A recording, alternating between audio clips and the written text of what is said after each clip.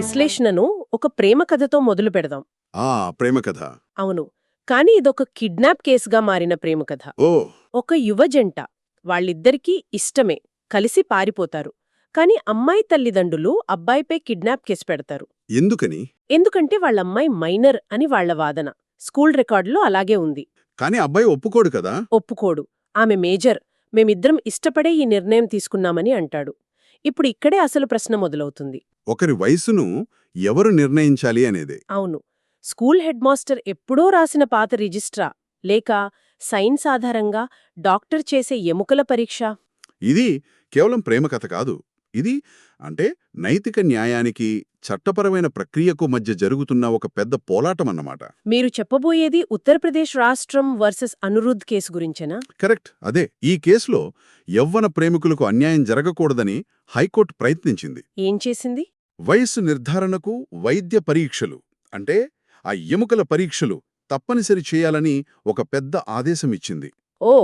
కాని సుప్రీంకోర్టు రంగంలోకి దిగి భావోద్వేగాలు కాదు, చట్టమే ముఖ్యం అని ఆ ఆదేశాన్ని కొట్టివేసింది. అసలు హైకోర్టు ఎందుకంత పెద్ద నిర్ణయం తీసుకోవాల్సి వచ్చింది?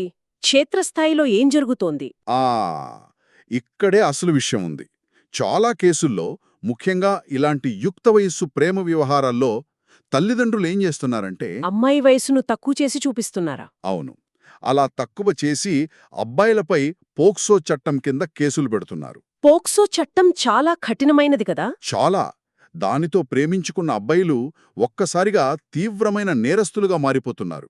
ఈ అన్యాయాన్ని ఆపడానికే హైకోర్టు జోక్యం చేసుకుంది. అయితే హైకోర్టు ఉద్దేశం మంచిదే కదా? జరుగుతున్న అన్యాయాన్ని ఆపాలని చూసింది. ఉద్దేశం మంచిదే కావచ్చు, కానీ సుప్రీంకోర్టు వాదన వేరు. ఏంటది? ఒక బెయిల్ పిటిషన్ విచారిస్తున్నప్పుడు హైకోర్టు మొత్తం దర్యాప్తు నియమాలనే మార్చలేదు. అది శాసనసభ చేయాల్సిన పని, న్యాయస్థానం కాదు. అంటే అది హైకోర్టు అధికార పరిధిని దాటడమే అవుతుందా? ఖచ్చితంగా. అలా చేయడం అంటే ఒక మినీ ట్రయల్ నడపడం లాంటిది. చట్టాన్ని సరిచేయాలనే ప్రయత్నంలో చట్టాన్నే ఉల్లంఘించకూడదు అనేది సుప్రీంకోర్టు వాదన. సరే, అధికార పరిధి దాటింది. కాని అసలు సమస్య అంతా ఆ అమ్మాయి వయసు దగ్గరే ఉంది కదా? చట్టమేం చెప్తోంది? ఇప్పుడు అసలు పాయింట్కొచ్చారు. అదే, ఆ జువెనైల్ జస్టిస్ చట్టంలోని సెక్షన్ 94, అంతేనా? అవును, సెక్షన్ 94 వయస్సు నిర్ధారణకు ఒక ఖచ్చితమైన ప్రాధాన్యతా క్రమాన్ని ఇస్తోంది. ఒక హైరార్కీ అన్నమాట. అంటే ఎలా? దాని ప్రకారం మొదటి ప్రాధాన్యతే స్కూల్ జాయినింగ్ సర్టిఫికెట్కే. ఓకే. అది లేకపోతేనే రెండోది బర్త్ సర్టిఫికెట్.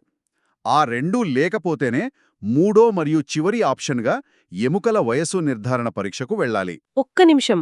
అంటే ఆ స్కూల్ సర్టిఫికేట్ తప్పు అనే స్పష్టంగా అనుమానం ఉన్నా సరే? అవును, ఉన్నా సరే. దర్యాప్తు అధికారి దాన్ని పక్కన పెట్టలేరా? ఇది కొంచెం వింతగా ఉంది. పెట్టలేరు. దర్యాప్తు దశలో పెట్టలేరు. ఇక్కడే చాలామంది తికమకపడతారు. మరేం చేయాలి?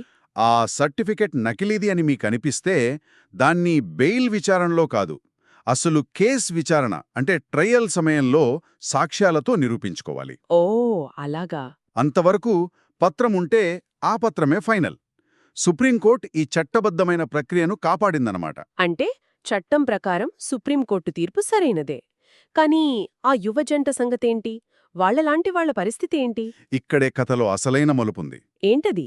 సుప్రీంకోర్టు చట్టాన్ని అంత కఠినంగా అమలు చేయమని చెప్పిన తర్వాత తన తీర్పుకు ఒక పోస్ట్ స్క్రిప్ట్ జతచేసింది. పోస్ట్ స్క్రిప్ట్ అంటే? ఈ రోమియో జూలియట్ సమస్యను తాము గుర్తిస్తున్నామని చెప్పింది. ఇలాంటి యవ్వన ప్రేమ వ్యవహారాల కోసం చట్టాన్ని మార్చాల్సిన అవసరం ఉందేమో పరిశీలించమని ప్రభుత్వానికి సూచించింది. వావ్! అంటే న్యాయస్థానమే చట్టంలో ఒక సామాజిక సమస్య ఉందని గుర్తించి దాన్ని మార్చమని ప్రభుత్వానికి చెప్పిందన్నమాట. అవును, ఇది చాలా అరుదైన విషయం. ఈ తీర్పు కాపీని లా సెక్రటరీకి పంపమని కూడా ఆదేశించింది. అంటే చట్టాన్ని గౌరవిస్తూనే సమాజం పట్ల సున్నితంగా స్పందించింది. ఖచ్చితంగా. దీని నుండి మనం నేర్చుకోవాల్సిన పాఠాలు స్పష్టంగా ఉన్నాయనిపిస్తోంది. ముఖ్యంగా తల్లిదండ్రులకు, మీ పిల్లల స్కూల్ రికార్డులలో పుట్టిన తేదీ సరిగ్గా ఉండేలా చూసుకోండి. నిజమే. ఎందుకంటే ఆ ఒక్క పత్రం ఒక ప్రేమ కథను కిడ్నాప్ కేసుగా మార్చేంత శక్తివంతమైనది. అలాగే న్యాయ నిపుణులక్కూడా సర్టిఫికేట్ల ప్రామాణికతను ట్రయల్ సమయంలోనే సవాలు చేయాలి, బెయిల్ దశలో కాదు. అంతిమంగా ఈ తీర్పు మన ముందు ఒక పెద్ద ప్రశ్ననుంచుతోంది. ఏంటది? చట్టం ఎప్పుడూ కఠినంగా అందరికీ ఒకేలా ఉండాలా? లేక మారుతున్న సమాజానికి, మానవ సంబంధాలలోని సంక్లిష్టతలకు అనుగుణంగా మారాలా? ఆ రెండింటి మధ్య సరైన సమతుల్యం ఎక్కడ దొరుకుతుంది? అవును, ఇది ఆలోచించాల్సిన విషయం.